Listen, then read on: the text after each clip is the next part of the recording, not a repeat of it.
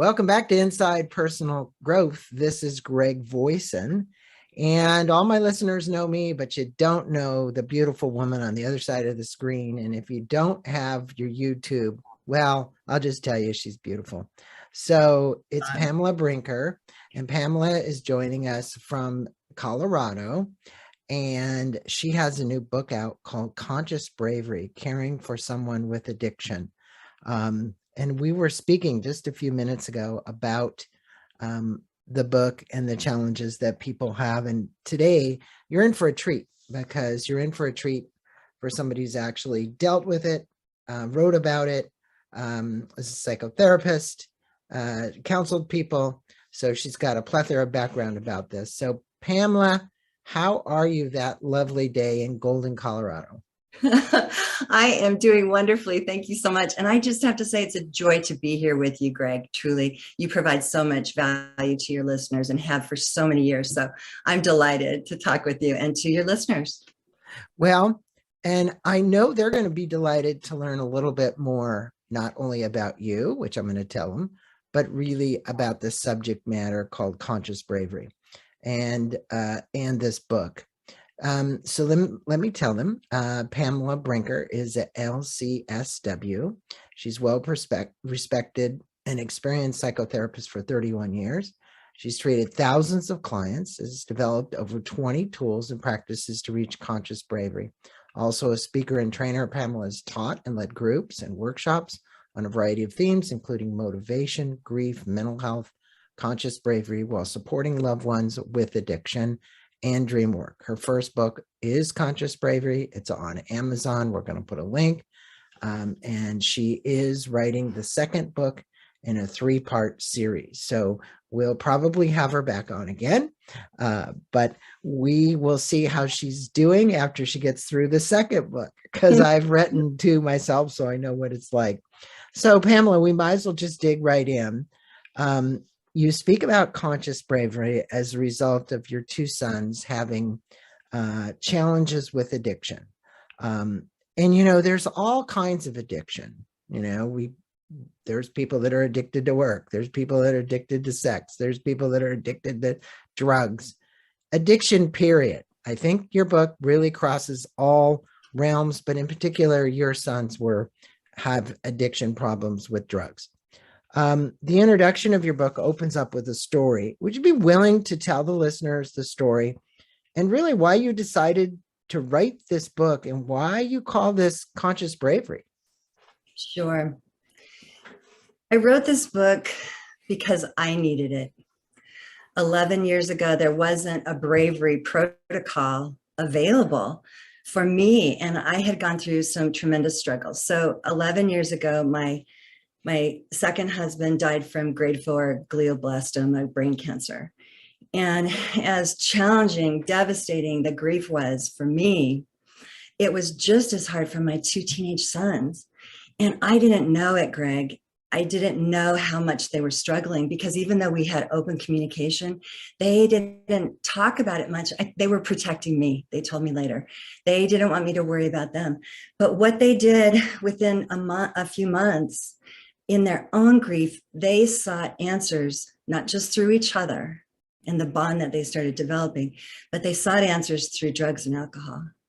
And they sought answers to their pain. That was where they found their relief. And I didn't know it.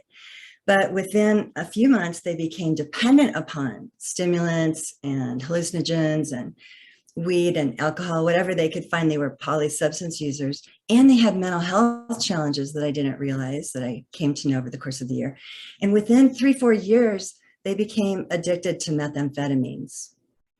And so the devastations that they were encountering started becoming apparent with some of the trouble they got in with the law, with school. My youngest son was expelled from high school because of an incident where he took in an entire bottle of Jack Daniels, and live on camera, he didn't know it, but he got himself and another high school young woman drunk, so drunk that she had to go to the emergency room. She had to be taken to the emergency room. And I didn't know that. I was called by the school, and I rushed, over because they told me that he was being expelled, and I rushed over to meet them. And anyway, long story short, his challenges were so great for him and for both of my sons, because they had these mental health issues too. They had ADHD, really severe ADHD, which makes them more impulsive. And then their brains start becoming affected and they can't make good choices. So anyway, what happened really was that I had to develop bravery skills that were based on what I knew and had taught clients and people in my workshops for years, but I had to refine them and revise them, modify them so they worked for me. Because like I said, I didn't have one book to read. I was pulling from all different resources. I was meeting with my therapist. We were doing family therapy and so forth. And it just really wasn't enough. And so I started writing and keeping track of what was working for me and what wasn't, and bringing to my clients what I did know worked and trying new things. And so I kind of developed this body of knowledge and practices around bravery and being more conscious, being more aware, because bravery can mean any number of things in any given situation, right?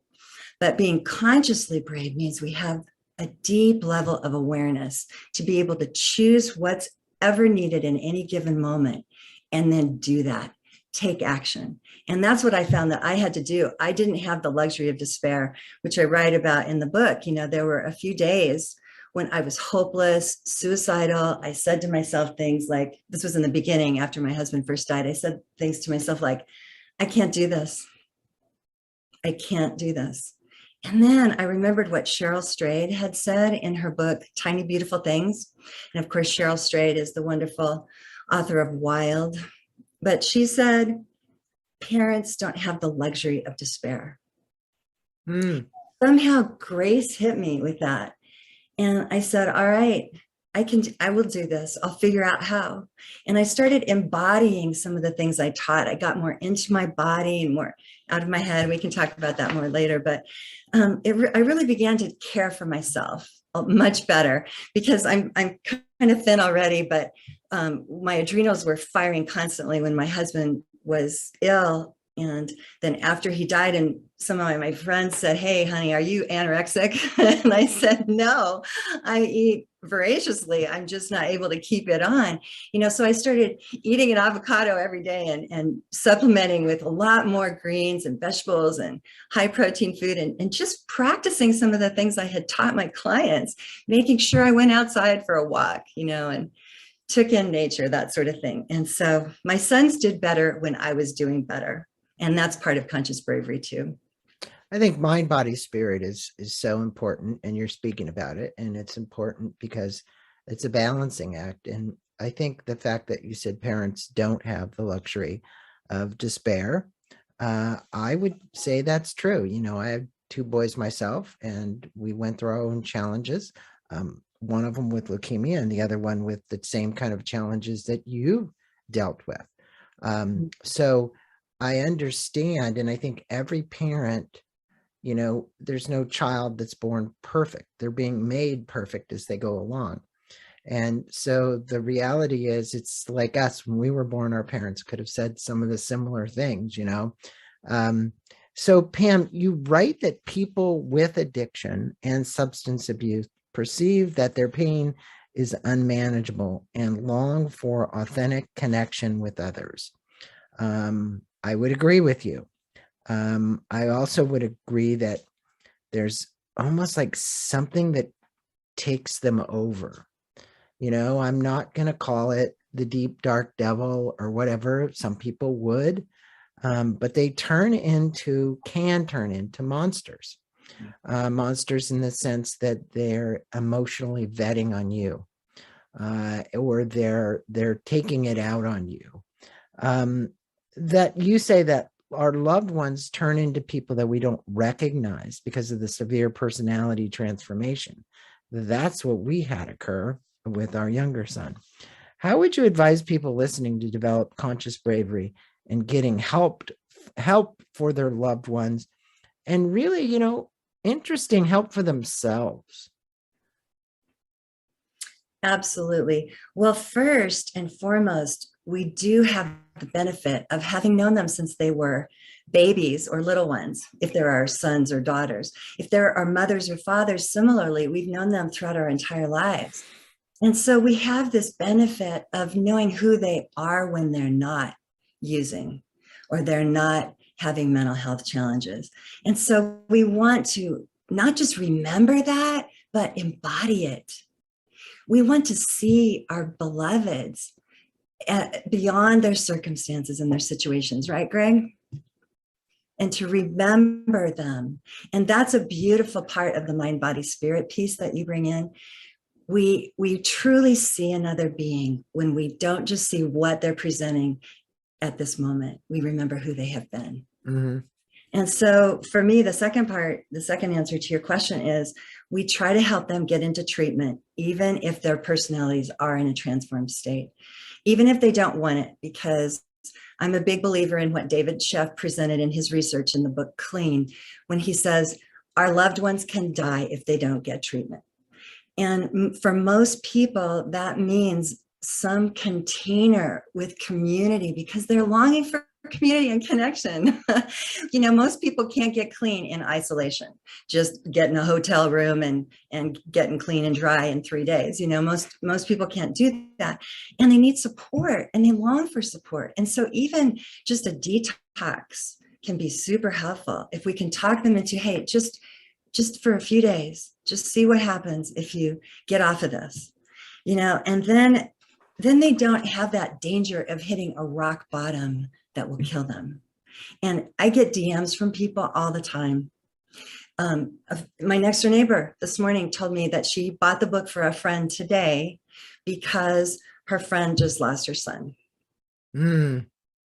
I mean, it's just heartbreaking. The statistics, over 107,000 people died in 2021 alone just from drug overdoses. That's not even from suicides and from other mental health challenges and drug-related issues. So there's a crisis going on, and we've got to take this seriously and help our people, our beloveds, get into a community where they can get clean safely or get off alcohol safely. And then they can make choices about longer term treatment, which I do believe in as well. I've seen my sons do well when they can be in treatment for, say, 3 months, or in some supported program, even if it's just a kind of dual diagnosis sober house, that's been tremendously helpful. And then they can find meaning. That's really what people are seeking. This is a pleasure. Drug use and substance use is a pleasure problem, a desire issue. It's a brain disorder. They want other answers and other solutions besides the substances, but they beat themselves up that they can't maintain that sobriety and that they keep having these relapses. And so they need to find meaning, just like we do, just like you and I as parents had to re-find our own meaning. Mm-hmm. They need to decide what really matters in my life, because part of why they were seeking out drugs is those were the solutions, those were the answers. Well, that was their relief from the reality in which they existed, or their perceived reality, of the pain that they had and their way to cope with that. Yeah. I think that, in a lot of cases, I'll say this, it's just a self-esteem problem. And it's also a way to self kind of medicate, to find some way to escape. I think every one of these addictions we talk about is an escape. Gambling is an escape. Sex addiction is an escape. Drugs are an escape. There's, and I always say, and I take this from April Rennie, what are they running from to? Right? So that's an interesting thing, because they're running from something and they're running to something. And what you just said was they're running to a way to basically find a way that chemically within their body, in this case, find relief, because they think that is. And then once they get it, the reason it's an addiction is because they want to do it again and again and again and again and again and again. You invited the listeners to live with wonder and joy rather than despair. And with conscious bravery. How does one cultivate these new skills and the capacity to be consciously brave? Because, when you're in the moment and you're fighting with a son because he comes home drunk or is addicted, is on some drug, and is so defiant of everything you're asking him or her to do, it's hard to muster the strength to I mean, I was going to say this earlier, but it's kind of how do we shift our perspective about love? We see these kids at 4, 5, 6, 7, 8 years old, and we just loved them. And you see them at 16, 17, 18 years old, and it wasn't the same kind of love, even close to the same kind of love or compassion. As a matter of fact, I think the compassion that you thought you had completely dissipates, because you yourself do not know how to deal with this. So this conscious bravery is a big deal. So I think this part about the skills is a big part of this book. Absolutely. Yeah. And there are multiple skills I talk about to develop in the book. But in answering your question, how do we cultivate them? We begin. We just start. We practice one or two things, and then we embed them into our being during the calm moments so that they're available for us during the devastations. And so I practice all the time. And I began practicing all the time, even though I was doing it kind of on a, in a bumpy way. I was very imperfect as I went, as I developed some of the things that I taught my clients and really cultivated them so that they became more innate. And that's really what I think is what has to happen. How does it happen? I teach that we need a triad of connection. We need to have a connection with ourselves, and we've got to learn how to ask for help and turn to connections with authentic others. And then thirdly, we have to resource from something greater than ourselves. So with this triad of connection, we can have an awareness on any given day, maybe from God or the universe. Okay, I've got to do my yoga today. I've got to go for a hike. I've got to sit and breathe consciously. Today, I'll do those things. And so I practice all the time, and I encourage any of the listeners to just begin somewhere to start cultivating conscious bravery, because everyone's born with the seeds of bravery, but they don't just pop out whenever we need them. I was going to ask you, what did your journals look like, if you journaled at the time you were journaling about your sons? Because, I think about writing, you've now written a book. I speak with authors all the time, and I find it cathartic. Now, some people, they'll say, no, it's not what they're ever going to do. So then it's, okay, so mindfulness practice or meditation practices, or, go ride your bike or walk in the forest, or, hike a mountain or whatever it might be. Those are all ways, and they're not escapism. They're literally connection to. And what I say is that, in that moment when, look, you have 53 peaks there in Colorado that people could go to 14,000 feet on. The climb to the top is the release from the bottom. Mm-hmm. And I'm asking you, if you were to give them these skills, what particular skills might somebody listening right now say, okay, Pamela, I'm dealing with an alcoholic teenager. Mm-hmm. I'm at my wit's end. Mm-hmm. We're not in counseling yet, but I need to be calm to try and get this person to counseling. Mm-hmm. And I haven't been so calm so far. Okay. Yeah. I've been more of a tyrant. People will say tough love, just let it happen to them again and again and again and again. I know you're going to shake your head, but I know that that's a big theory that's out there. There's a lot of people that practice that. They say, okay, just let that kid go, and he's going to have to find his own way. And I know what the challenge with that is those kids could die without somebody being there. So what would you say to those people that are not going along with what we're talking about, and they're using the tough love theory, and they're having a hard time finding compassion to keep doing this? Great question. Compassion begins within. And so I encourage everyone, and I practice myself, a diligent self-love practice. Self-love is not, it's not selfish. It's actually a manifestation of our humanness.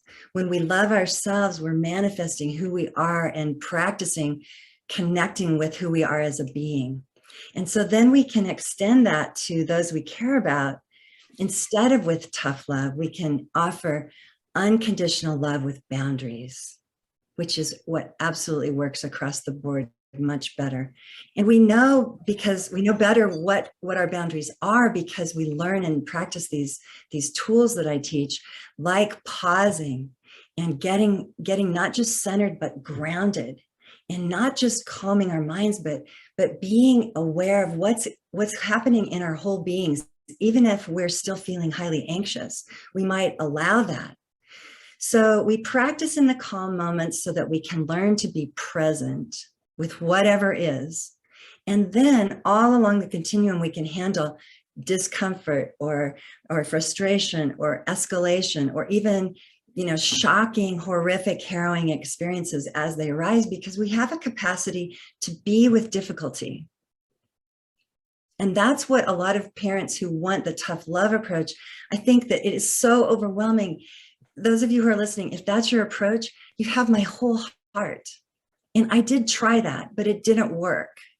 My son was assaulted and raped when he was homeless, partly because I allowed a tough love approach for about a month in my life.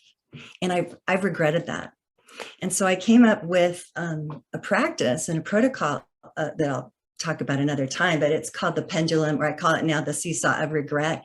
We manage our regret by challenging those regrets and that guilt we have and that shame into motivation to change and to be different. And so I'm highly motivated to practice everything I teach every day, because I live with so much joy and wonder. Like you were saying at the beginning, you're quoting me, my friends say I'm really joyous, but I'm able to do that because I can also cry my heart out and do everything in between. I am able to handle all of my emotions. And it's taken years to be able to do that. But that's a skill that if we can develop, we can role model that for our loved ones. They can see, oh, wow, my best friend can do that. Huh, that's pretty amazing. And they store that, they remember that. We're role models for them as we walk alongside them. They're in a wilderness of addiction and mental health, but they're not in there alone. We're in there with them. And that's another thing I would speak to about our culture, is that we think it's them that have the experience of substance use or mental health challenges, but we're a collective. Like I was saying, with this triad of connection, your experience is mine. Yeah, what you say, the words resonate so much, and I hope the listeners are getting that this is about your own self-love. This is about your ability to be compassionate with you. This is about your ability to be a role model. This is about your ability to take care of yourself and then have the ability to take care of others.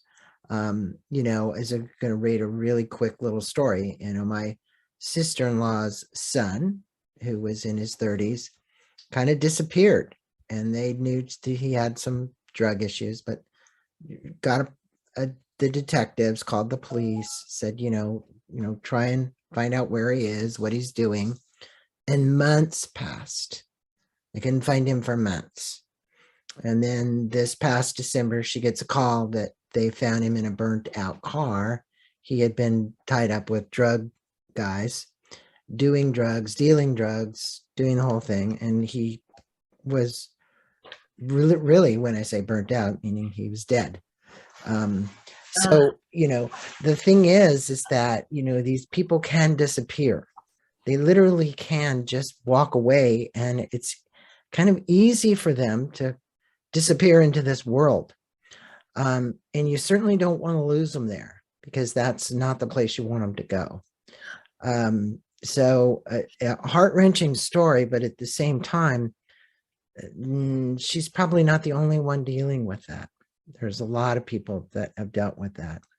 So you read about missing your son when he went on the wilderness program for 3 months. And I get that. I know there's a lot of people that have their kids go on these wilderness programs. What was it like sending your son off on this adventure, and how did this experience strengthen your own bravery in the process? And how did he return to you? It was more than 3 months. Initially, my youngest son went away to wilderness program here in Durango, Colorado, Open Sky Wilderness, an amazing program. He went there for 3 months. Then he came home because we, as parents, as a parent collective, his dad and his stepmom and myself and my new boyfriend, we thought we could kind of be the aftercare he needed after wilderness. They usually recommend that you go on to an aftercare program, but we thought, oh, we can do it. He can come home and he can go back and forth between our two homes. But that didn't work out. That's when he got expelled from high school. And so the agreement we'd all made is if it didn't work out for him and for us at our home, that he would go back to wilderness. So I actually, when I took him after he had gotten expelled from high school, I didn't realize it, but he drank that whole night. I thought, oh, you're home, you're safe. We're going to go back to go do some different things. And anyway, he just drank all night long. And I went down into his bedroom the next morning and the whole room smelled like alcohol. And I said, honey, we're going to go get a breathalyzer. And at the breathalyzer location, the test location, they said he's so drunk he would get a DUI. And I actually fell to the floor crying. And I just lost it because I thought he's not just going to go back to wilderness for 3 months. This means he's going to need to go to a therapeutic school for a year. And so that's why I really fell apart, because I knew I was not going to be able to raise my son. Other people were going to do it. But I knew it was the most important thing. It was a hard choice, but it was absolutely a better choice among hard choices, to have other people who could provide for him the safety he needed. And what you talk about with the story you just told, harrowing. Those of us who love someone who struggles with mental health and substance use issues, we want them to be safe. And I wanted my son to be safe more than I wanted him to be with me. And so he went to wilderness, and he had this really kind of amazing experience. It was really a rite of passage of sorts for him. He learned he didn't have any screens for 3 months again, but like I said, he went 2 times. He didn't have any screens. We wrote letters back and forth. We did family therapy over the phone. Our family went down, all of us, both sets of parents went down and camped together within just a few feet of each other for a 3-day parent intensive with him. And we did all of this amazing work. And so it ended up being really a hard year, because he did go on to a therapeutic school after that, but it was an amazing year too. We learned things that we would not have been able to embed into ourselves as individuals and into our collective as a family during that year. And so it strengthened my bravery amazingly. And well, it takes conscious bravery to do that. There's many families that have a hard time with that. And what I would say is that, you need to take a deeper look, because in many cases it works. Sometimes it never works. They come back, not that much better, and they fall off the wagon again. And that recurring problems, I think, until, I don't know, sounds cliche, but until they get it. Yeah. You state this ingrained emotional discipline and insight. You develop the necessary skills in operating on a continuous sequence of options. You state that you can tap into your innate abilities for vulnerability and strength, grace and grit. I like that. Tenderness and toughness. When we are seeing a loved one suffer, what advice would you give the listeners about tapping into the emotional discipline? Because in essence, we're kind of juxtaposing it, but that emotional discipline is conscious bravery. It is. Yeah. But you got it. But a lot of people do sort of want it bullet pointed. And so for the benefit of our listeners, I can bullet point a list of exactly what I think you're asking about. And the first thing is to feel all of our feelings. And to be able to hope that our loved ones learn that as well, but not just the happy emotions or even the sadness, but the tough things like shame and fear. And to be able to allow opposites, as you were quoting me, allow ourselves to feel that vulnerability, but also to find our strength, to know that grace is at play, but we've also got to be gritty. And tenderness goes with toughness. I call this flip sides of the same coin. And when we can do that, when we can manage flip sides of the same coin, that's the first bullet point of how we tap into the emotional discipline. A second one is that we notice our fear and our overwhelm, Greg, and we see fear as an advisor rather than something to kill off as an adversary. We see that fear is just warning us. And we want to be curious about our fear, like, I wonder if I'm just afraid he's going to get injured at this moment, or if I'm picking up on some manipulation. And so fear can be an informant and an advisor if we listen to it. So we want to notice our fear and overwhelm and pause. And that's where the conscious piece comes in. We become braver when we're actually able to pause instead of just react and launch into doing something. It's brave to pause. And it's brave to pause and try to reset. None of us can stay balanced all the time. We have to rebalance over and over. And so we take that pause and that moment to notice, feel our experience, notice if we're regretting something, and get grounded. And I don't know any other way to do this, but to actually embody it. So I say, take off your shoes, stand barefoot on the floor, and feel your feet on the ground. And then experience your whole being. And maybe even reach your arms up to what's greater. And I teach a practice called Earth and Sky where I do both. I reach up to whatever's greater, the Tao, God, the universe.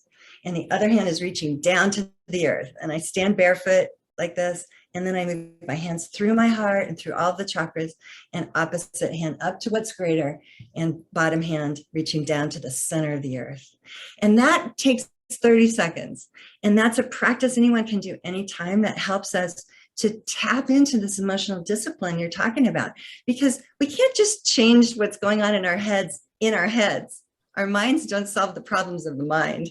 And I like the I'm going to call it ITP, integrative transformative practice. You basically have taken movement along with, I'm going to say, even a mantra, whatever you're saying to yourself, the affirmation that you're giving yourself about what it is to give you strength.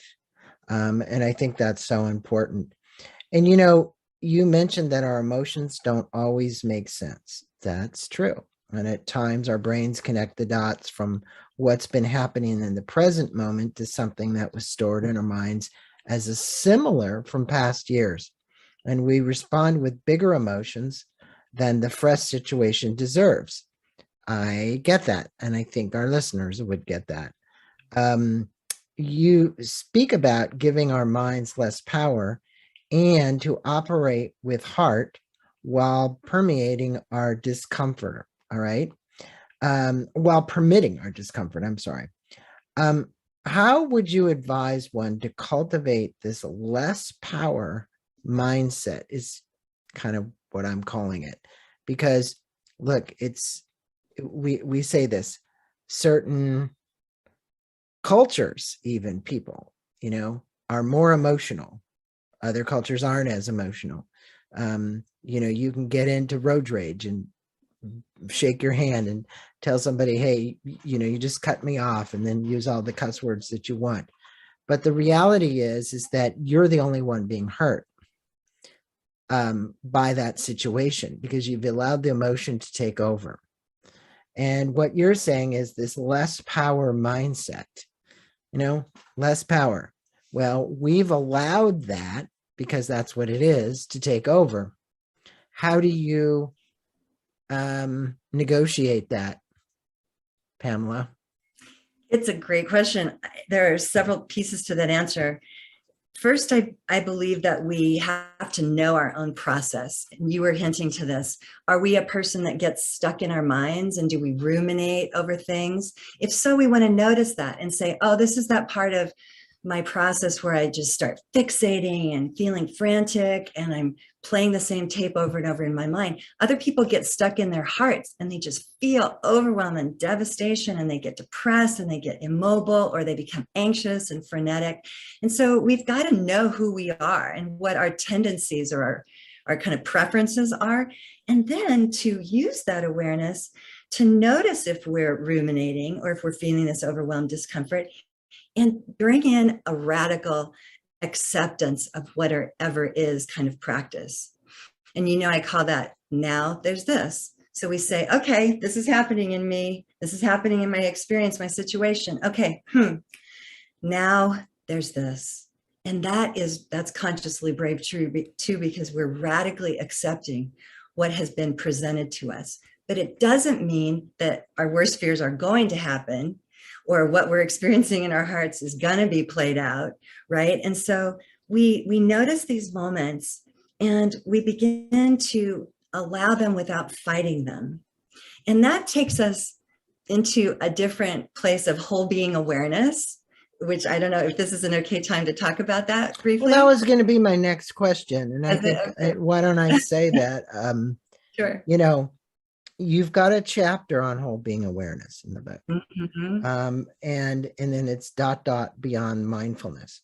You state that the mind is often the very source of human troubles, perpetuating inner suffering and preventing the fullness of awareness sought. So if you would, speak with us about the 6 zones associated with whole being awareness, because I think that's where we're going here, right? Love to talk about that. Absolutely. Because that answers the question prior to for you. People use the word mindfulness as if it is the solution, but that word conjures for most of us going to our minds. Be mindful. Well, okay, get in my mind, right? That's what I think of at least. And I think it's time to use a different phrase and get beyond mindfulness, get beyond mindset, because our minds are already too full. Mindfulness, they're already too full. So what I believe is that we can come into our whole beings with whole being awareness. And our whole beings are basically just 6 zones of experience: our hearts, our bodies, our minds, our essence, which is the more elegant word I prefer rather than soul or self. So hearts, bodies, minds, essence, and our intuition. We want to tap into our intuition and then be aware of the energy or the space or the chi around us. And so we can do a quick whole being scan anytime that we actually want to be mindful. We can check in with each of these 6 zones of experience. So even right now, you and I and listeners can do this quickly. We can say, okay, what's going on in my heart? What am I feeling? Usually we're feeling many things at once, but if you can just zero in and find one word, like maybe I'm feeling focused. Okay. What's going on in my body? Maybe I'm feeling tense. What's happening in my essence? Maybe I'm feeling fearful or hopeless. What's happening in my intuition? My intuition somehow maybe has the opposite experience. Maybe it's saying, hey, everything's going to be okay. And then what's going on in my, let's see, heart, body, mind. In my mind, maybe my mind is frenetic, running a tape play, of like, this is going to pan out badly. Just be aware of that with no judgment, no story. We do this scan, just noticing. And then we tap into that energetic space around us. And it might be vibing with just a lot of energy. And we need to kind of zero in on a few things. So to get beyond mindfulness means actually we begin to become more fully aware of ourselves and our whole beings. And then we can take that into our situation or experience and say, okay, what will I do now? What are my options? What are my best choices? Well, typically one of the things that you tell people who allow these emotions to take over is to take a breath. Conscious breathing could be with conscious bravery. The reality is that it's the only thing that brings us back. It's one of the only things, when you think about it, is the essence of life, of all that sustains all these other things within your body that you just spoke about. And so with that, I would like to draw our podcast to a conclusion here with: conscious bravery provides the reader with ideas, stories, resources that they can draw upon to face the elements associated with their loved ones with addiction. And this book, and I'm going to hold it up for all of my listeners. There you go. We'll put a link to Amazon for this as well. I'll put it over here too as well. It is a book really designed for anybody dealing with any addiction. I don't think it has to be addiction to drugs or addiction to this or that or the other thing. It's like, okay, why is it that what is it that I can do? Like you said, really big point is being present, being aware, being there for them. Look at those elements associated with your body in every sense. Now, what are 3 things do you believe that are most important takeaways from your book that can be applied to the life and the listeners can take action on today if they're dealing with this issue, if they're dealing with an addiction issue? What 3 big things would you tell them? First, begin practicing conscious breathing, because anyone can take a deep breath, but bringing awareness into our breathing is absolutely foundational. I teach that conscious breathing is the doorway into almost everything we want. And so if we can pause during calm moments and practice consciously breathing into all of the 6 zones of our experience, we're going to bring a wealth of information into our worlds, because there's so much data available from our bodies and intuition. So consciously breathing into all those 6 zones is absolutely foundational. Secondly, I would say we want to find our own meaning, not let our loved ones define our experience, not wait until they're happy for us to be happy. We have got to protect our happiness by finding our own meaning, and then live, thirdly, with self-care practices that work for you. Everybody's different, just get to know yourself as a being, and find what really resources you, what sustains you, and what makes you have a vibrant life. Because I believe in finding something joyful in every day, finding something to be joyful about. And so you and I were laughing before this show started, Greg, and I loved that, because we sometimes almost believe that we shouldn't be happy, that we shouldn't find laughter if our son or daughter is going through something harrowing. But really, we can experience life more vibrantly if we can really experience all of it and be able to handle all of it. Well, Pamela, I think that for the listeners, they had a lot to take away from this today, from your stories, from the examples that you gave, from the skills that they could cultivate. I think it was a great opportunity and a great interview. And for my listeners, go to bebrave.us. That's bebrave, BEBRAVE.us. There you can learn more about Pamela, about the book. You can just learn more, look at the media, the stories. They're all there. It's a beautiful website. And more importantly, we'll put a link to Amazon where you can purchase this. You can either get it in a Kindle version or you can get it in this version, correct? You've got it in both versions. Yes, in both. Right. Thank you. So we appreciate having you take the time to be on Inside Personal Growth, to speak with me and the thousands of listeners about conscious bravery. And if you're out there and you're listening and you are dealing with some of these challenges, this would be a great resource for you. So go to bebrave.us. Thanks, Pamela. Namaste to you. Thank you, Greg. It's been a joy and an honor, and you bring so much vibrancy and light to everyone. I'm grateful. I am grateful for you as well, for bringing all these stories about and having the bravery to tell them. A lot of people don't want to talk about them. So just to bring it to light and to make it public, that's even another bigger thing. So thank you for that. Thank you.